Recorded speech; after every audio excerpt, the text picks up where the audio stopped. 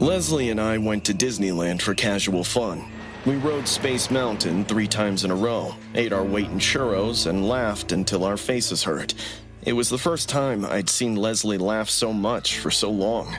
It felt good seeing her laugh. Our day was going great until we spotted this weird man outside Sleeping Beauty's castle. He was dressed as Judge Claude Frollo from The Hunchback of Notre Dame.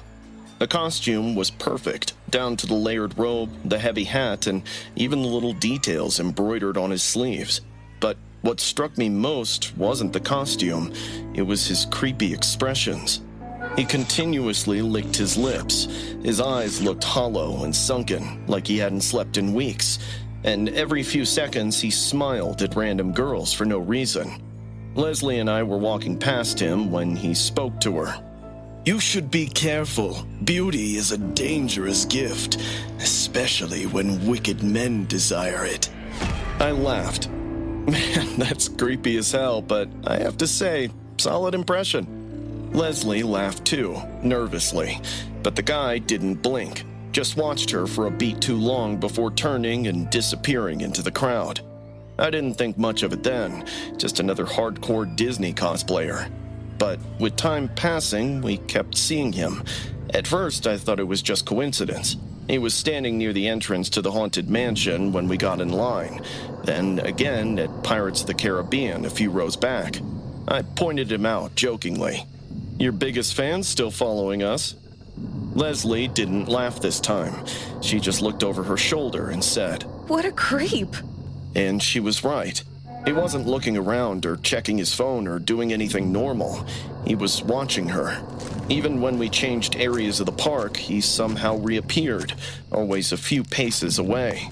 "Let's just go to another section," I said, trying to sound calm. Maybe he's just weird, not dangerous.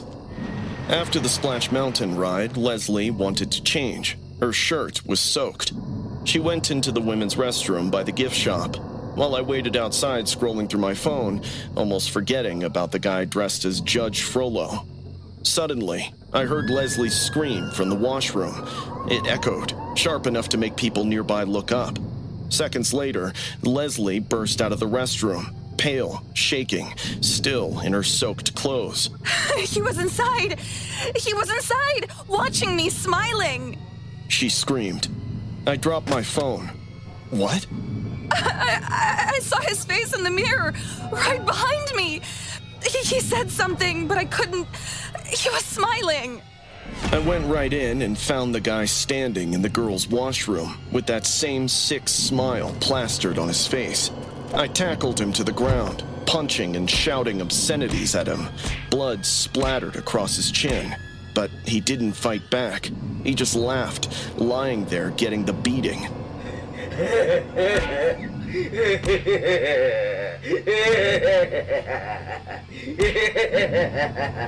It wasn't a normal laugh. It was deep and guttural, like the sound of a church organ vibrating under the earth. The more I hit him, the louder he laughed. People were screaming now, security rushing over, trying to pull me away. I remember one guard yelling at me to stop saying the man's bleeding, but the man felt no pain. He was smiling through the blood, his teeth red, his voice steady even as they dragged him outside. He looked at Leslie, not me, and said, "You can't hide your beauty, my dear, not from eyes that see through skin." And then he laughed again as they pulled him away. That sound still plays in my head, not like human laughter, but something echoing, like it came from a hollow place far deeper than his chest. They took him away. Security assured us the man would be banned from the park and handed over to the police. But even then, I noticed the confusion on their faces. Because when they checked his ID, or tried to, there was nothing. No wallet, no phone, not even a ticket. He shouldn't have been there at all. We stayed until closing, sitting on a bench near Main Street, too shaken to move. The fireworks went off, and for a second, the entire sky was glowing. Everyone around us was cheering, filming, and enjoying. But all I could hear was Leslie sobbing. She leaned her head on my shoulder, trembling. He wasn't normal. She whispered. I felt felt it when he looked at me. Like he knew things. Like he'd done this before. I didn't know what to say. A week later, Leslie and I were back home. We avoided talking about Disneyland. It felt cursed now, like that place had shown us something rotten hiding beneath all the smiles and fireworks. I was flipping through the channels when Leslie suddenly gasped. Jamie, turn back! We saw that man again. That same face.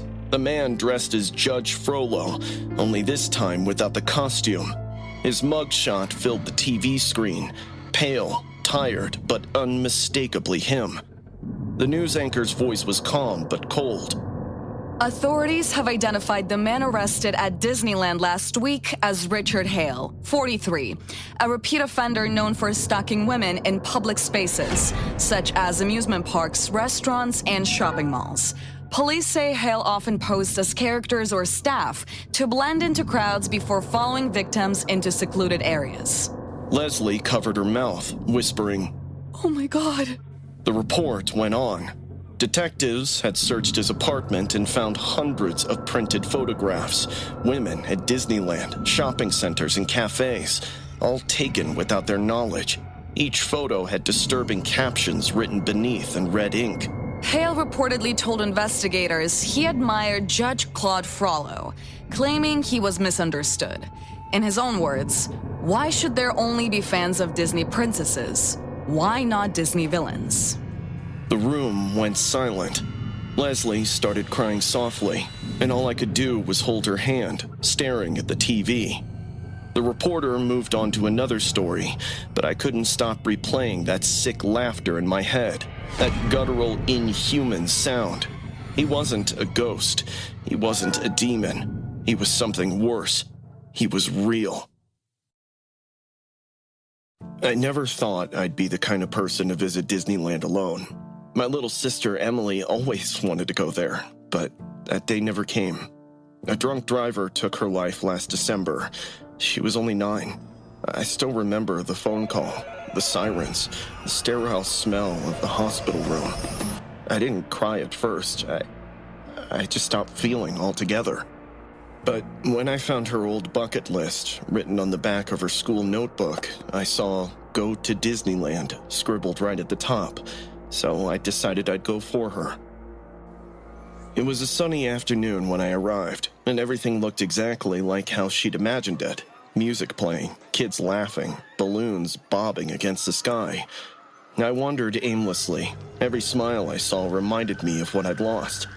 I sat near the fountain outside Fantasyland, eating a churro, murmuring to the wind, "It's all for you, Emily." I was drowning in my despair when noticed a man standing near the carousel. He was this tall, lanky dude with stringy hair. He was pretending to check his phone, but he wasn't looking at the screen. His eyes were locked on a little girl. She couldn't have been older than 8. She skipped around, laughing, while her parents pushed a stroller a few feet away. The man started following them, slowly, deliberately blending into the crowd. Every time the girl turned, he looked away, pretending to take photos or adjust his hat. A chill crawled up my spine. I told myself not to jump to conclusions. People look weird all the time. Maybe he was just waiting for someone. A few minutes later, I looked back again, and this time, I saw the man talking to the girl holding out a popsicle. I was too far to hear what he said, but I could tell from the way the girl was interested in whatever he said to her. Her parents were distracted, trying to calm the baby. It's none of my business, I told myself. There are cameras, security, people everywhere. But then, I watched him quickly grab her wrist and started walking away. Once the girl realized the man was taking her away from her parents, she started crying, but the music and chaos suppressed her voice. Her cries just dissolved into the noise.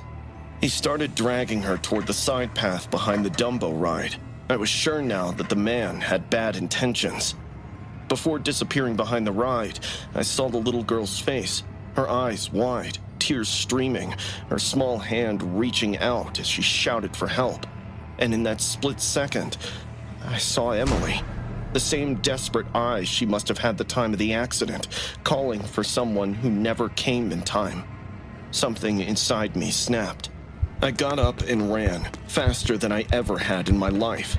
My heart pounded like a drum in my ears. I didn't even think, just shoved past people, knocking into them. When I reached the corner, I saw the man again, pinning the little girl against a wall. His belt was half undone. His face had changed from calm to something ominous. For a moment, I froze. Every cell in my body screamed in rage.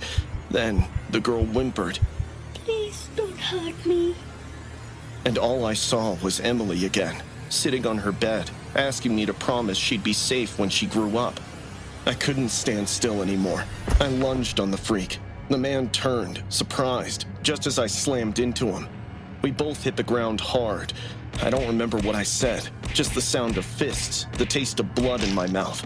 I punched him until my knuckles bruised. He tried to fight back, but rage and grief had made me stronger than I'd ever been. I screamed at him, words that didn't even make sense. All I knew was that this monster wasn't going to hurt her. Not today. Not ever. By the time security arrived, he was lying half-conscious, gasping, his face unrecognizable. The guards pulled me off him, shouting questions I couldn't process. The little girl ran to one of them, sobbing. I was shaking, covered in sweat and dust. My hands were trembling so hard I had to press them against my knees to keep them still. Later, when everything calmed down, one of the guards led the girl towards me. She had band-aids on her knees, and her pink backpack was ripped. She looked up at me with these big, grateful eyes, the same color as Emily's. Then, she reached out and grabbed my hand. "Thank you." She whispered. I didn't even know what to say. I just knelt down so we were eye level. "You're safe now," I managed to choke out. She suddenly hugged me, tight, like she was afraid to let go. And something broke inside me. I felt warmth on my cheeks and realized I was crying. Not the quiet kind of crying, the shattered, shaking kind. Months of guilt and pain spilling out at once. I held her like she was my own sister. Like maybe, by saving her, I'd finally done what I couldn't do for Emily. When the police took the man away, one of the officers patted my shoulder. "You did good, son," he said, but I barely heard him, because in the distance, through the crowd and lights, I thought I saw something. A tiny figure standing near the carousel, wearing a white dress and Minnie Mouse ears. For a second, I saw Emily. She smiled at me, and then she was gone. I don't know if it was real or just my imagination, but I felt her there, in the laughter of the kids, in the breeze that carried the scent of cotton candy. At night, as fireworks exploded over the castle, I sat on a bench. Tears fell, but they didn't hurt anyone. Somewhere beyond the lights and stars, I knew she was smiling, proud that her big brother had finally found the courage to be her hero, even if it came a little too late. And for the first time since she died, I smiled back. I still get the chills when I think about that day. It was supposed to be magical, a perfect Saturday trip to Disneyland for my daughter, Macy. She'd been talking about it for months. She was 9, and at that age, everything still feels big and possible. She'd saved her allowance to buy a pair of Minnie Mouse ears. At morning, she was wearing them proudly in the back seat, singing along to the Frozen soundtrack while I drove down the 5 toward Anaheim. It was early, maybe a little after 7. The sky was soft and gold, traffic light. I remember thinking how good it felt to give her something normal, something joyful. We were on the road for quite a while and everything was usual. Suddenly, I noticed this woman on the bend of the road ahead. At first, she just looked like a performer, someone walking to an event maybe. A woman dressed in a Minnie Mouse costume, standing by the side of the road, waving both arms like she needed help. But as we got closer, I saw her more clearly.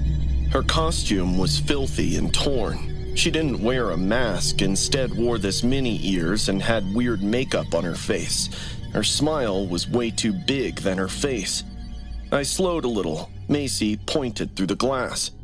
Mom, Minnie's lost. The woman stepped closer, dragging one foot slightly, a red polka dot dress stained with mud. Her voice came out flat when I rolled down the window an inch. Going to Disneyland? She said. Can you take me? I forced a small smile. I'm sorry. We're in a hurry. I can't... Before I could finish, the back door yanked open. I realized what a grave mistake I made by forgetting to lock it. The woman slid in beside Macy. The smell of her sweat filled the car air. I turned to yell, but she already had a knife pressed against Macy's throat. Drive left at the dirt road. My hands went cold on the steering wheel. Macy started crying. She whispered, Mommy. and it nearly broke me. Please don't hurt her. I said left. There was a dirt road, maybe half a mile ahead, one I'd never noticed before. I turned onto it, tires crunching over gravel and roots. The highway disappeared behind us. We were surrounded by trees, tall and still. Macy's cry grew louder. She looked at me with these terrified eyes, and I wanted so badly to tell her everything would be okay, but I didn't know if that was true. It's okay, baby. Mommy's right here. Keep your eyes on the road, Mommy. The woman's hand trembled slightly as she held the knife. She was breathing heavily, almost wheezing. We drove deeper into the woods until I saw this. A rotting cottage leaning to one side, covered in vines. The woman pointed. There. Minnie's house. You'll both love it. It's magical. I pulled up and parked. My heart was pounding so hard I could hear it in my ears. She got out slowly, still gripping the knife. For a second, she turned toward the house, as if checking something. It was my only chance. Macy, stay down! I screamed and slammed my foot on the gas. The car lurched forward. The woman's arm hit the door as it swung open, and she stumbled backward. I didn't look. I just drove. She started hurling rocks at my car. One smashed the rear window. Macy screamed in fear, but I kept my calm. I had to. I just kept driving. My hands were shaking so hard I could barely keep the car straight. We hit the main road again, tires screeching, and I didn't stop until I saw the other cars, real people around us. I pulled over near a gas station, jumped out, and ran to the back seat. Macy was curled up, crying hysterically, with glass in her hair, but thankfully not hurt. I grabbed her and just held her. She was trembling, gasping for air between sobs. Mommy, I don't like Minnie anymore. That broke me. I couldn't say anything, just held her tighter. The police came about 20 minutes later. They took our statements and searched the area, but they didn't find the woman. They said maybe it was a vagrant, someone high, unstable. But when I told them about the costume, about how she seemed to know that hidden dirt road, they just looked at each other and said nothing. That night, Macy wouldn't sleep in her room. She kept saying she saw Minnie outside the window. Every sound made her flinch. I slept next to her for weeks after that. A few days later, out of morbid curiosity, I drove past that stretch of highway again, in the daylight. I wanted to see if maybe I'd imagined it, but when I reached that spot where I'd first seen her, something caught my eye. A pair of red Minnie Mouse ears lay in the dirt near the shoulder, half buried in dust. The same kind Macy had been wearing that morning. She still had hers, which meant these weren't hers. I didn't stop. I just kept driving. To this day, I don't know who that woman was or what would have happened if I didn't drive away. But sometimes, when I drive at night and see someone on the side of the road, my body freezes up. I think about that voice, that flat, emotionless voice saying, "Going to Disneyland?" Macy's older now. We still haven't gone back to Disneyland. She doesn't even want to. She says it's not magical anymore. And honestly, I get it. Because for me, that stretch of highway, that one lined with bright billboards and palm trees, will never feel like the road to Disneyland again. It feels like the road we almost died on.